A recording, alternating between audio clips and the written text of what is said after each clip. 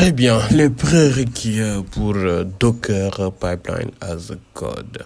Donc dans ce cours, nous allons donc voir le code que nous utiliserons donc pour créer donc l'image Docker et la télécharger donc sur Amazon ECR.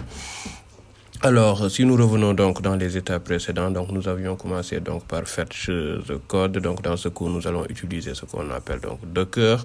Je vous présenterai donc le contenu de cette branche donc plus tard.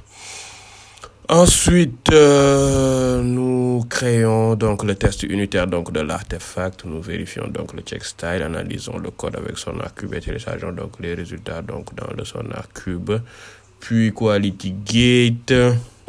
L'étape suivante consiste donc à télécharger donc l'artefact donc dans un référentiel Nexus.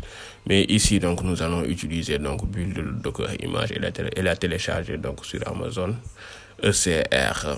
Le Docker image donc sera donc notre artefact. Alors, Jenkins ne dispose pas de fonction intégrée donc pour build l'image Docker et la télécharger donc dans le registre donc Docker. Nous allons donc utiliser le plugin qu'on appelle Docker. Voilà. Si j'examine donc maintenant les deux étapes ajoutées à notre pipeline, la première est build image. Nous utilisons donc un plugin Docker. Nous allons donc l'installer, ce plugin qui possède donc une fonctionnalité qu'on appelle build. Vous voyez, .build. Vous comprendrez donc qu'il s'agit donc d'une fonction en consultant donc ces parenthèses là, image, etc. Comment dirais-je?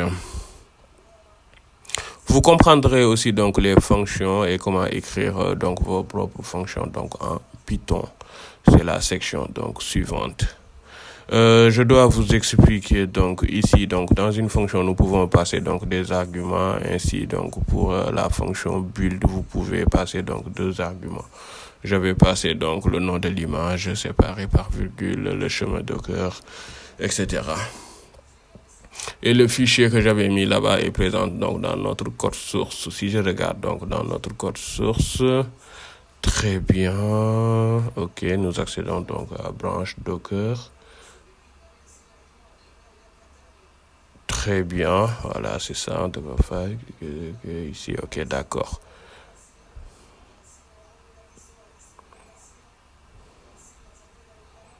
Ne vous inquiétez pas, en fait, pour le fichier Docker, nous devons donc l'utiliser en détail donc dans la section donc Docker.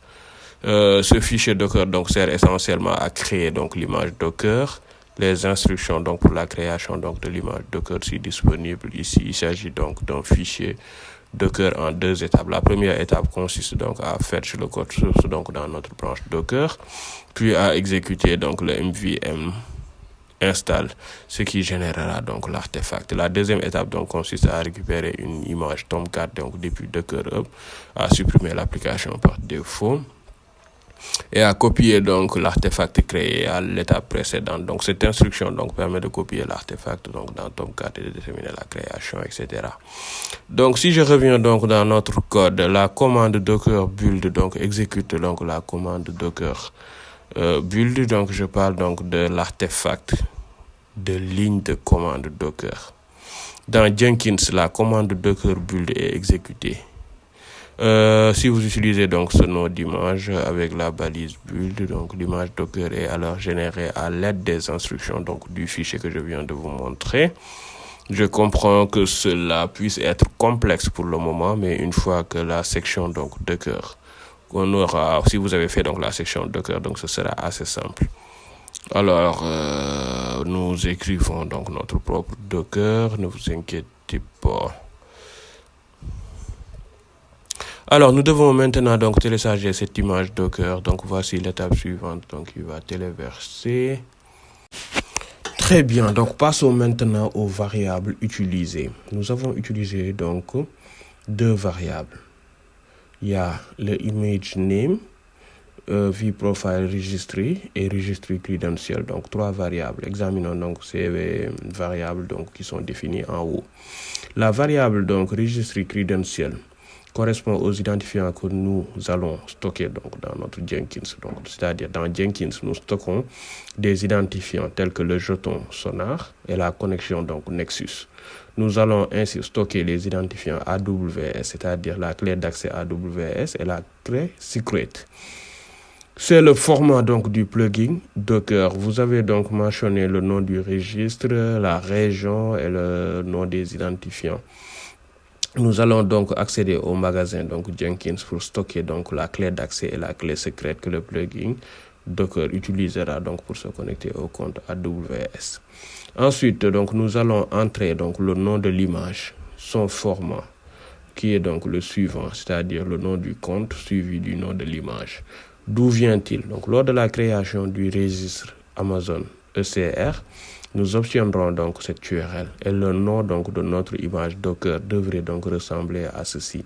Le nom du compte suivi donc le nom de l'image qui est la tag que nous utilisons donc de toute façon donc pour envoyer l'image Docker. Enfin, nous allons entrer donc l'URL du registre donc de profil, de vue profile. Si vous voyez ceci, et ce sera donc la même chose, il s'agira donc de l'URL et du nom donc de compte.